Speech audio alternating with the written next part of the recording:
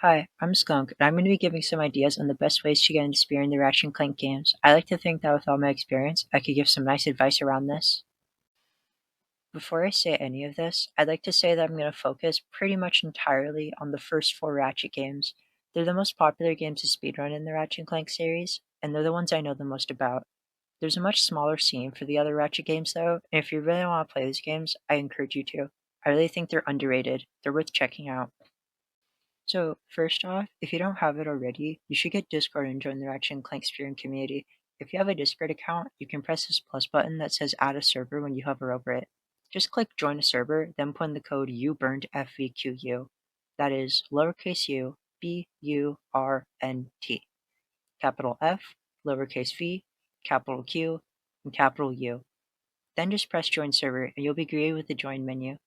This is the area I talk about Ratchet speedrunning and to learn stuff. You really aren't going to find much of anything other than this community to talk about this stuff. I'll put a link in the description of this video for you to join the community with just a single click. Secondly, if you have a PS3, I recommend you download the program Rackman. I'll leave a link in the description to the GitHub page for it. Basically, you'll need a mod PS3, but I think the benefits of having one are really worth it. Rackman is a tool that lets you practice much more efficiently, and also makes doing speedruns of Ratchet and Clank more bearable. It lets you start runs much faster. I could explain it more, but I don't plan on that for this video.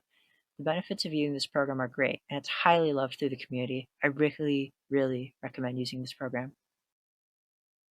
If you have a PS3, generally you want to have a SSD or solid state drive in your PS3 because SSDs make the game load faster. You'll be fine if you have an HDD or hard disk drive, but just know it is faster using an SSD. They're a worthy investment. The only reason you wouldn't want one for sparing that I can really think of is Ratchet and Clank: A Crack in Time, because having an HDD makes it easier to do a certain trick, and that game uses the game's internal timer, so loads don't matter. Please know what you're doing if you want to put an SSD in your PS3. You have to learn what to do. You can't just put it in and have it work. You gotta watch a YouTube video about it. Now I'm going to talk about the fastest versions. It's easy to get demotivated about this stuff if you don't have the best versions for speedrunning, but you really shouldn't get too torn up about it. With the exception of maybe the first Ratchet game, you can at least do something high level in all of the Ratchet games, even if you don't have the most optimal version. For all of the games in the series that have a PS3 release, they're best played on a PS3. So Ratchet 1, 2, 3, Deadlocked, Tools of Destruction, Custard Beauty, Crack in Time, All for One, Full Frontal Assault, Into Nexus, all of these games you should play on the PS3. You also want to make sure you're playing in 60Hz, and you can do that by having a console that isn't European. If you have a European console, then you can use mods to switch its output. You can find how to switch the output in the Ratchet & Clank Discord's Resources tab under the Switching PAL PS3s to NTSC Output tab. I'm going to leave a list here of the optimal versions for all the games and the region version you want to play. If you just get a mod console, you won't have any issue getting any of the PS3 games.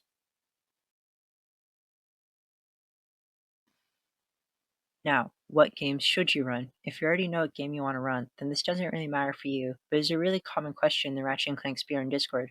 If you want to just do one speedrun of any Ratchet game with as little effort as possible, you would want to play Ratchet Deadlock New Game Plus. It's really short and easy to finish the speedrun of. That being said, it's not very fun, so most people recommend to beginners Ratchet & Clank 2's New Game Plus, because it's short and people like it. These are fine choices, but really it's just up to you. What game do you like the most? If you have one you like the most, you'll probably get the most out of speedrunning that game. It's up to you really, but there's a lot of choices for your first Ratchet game to speedrun, and Ratchet 2 is my favorite. It also has some really nice resources to learn the game. If you want to go with that one, you can, but it doesn't matter. Just play the one you like the most. Have fun. Watch some runs and find what you think is the coolest category or game to speedrun. If you haven't already, you should make a Spearn.com account so you can submit Spearn times to the Action Clank leaderboards. When you visit Spearn.com website, just click sign up in the top right corner and create your account.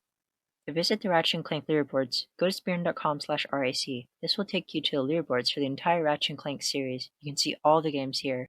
To submit a run, go to a game's leaderboard and press the Submit Run button. Before doing runs, please make sure you read the rules and make sure you know what you're doing. There aren't really any restrictions to this stuff, but you want to know what category you're speedrunning and what rules to follow.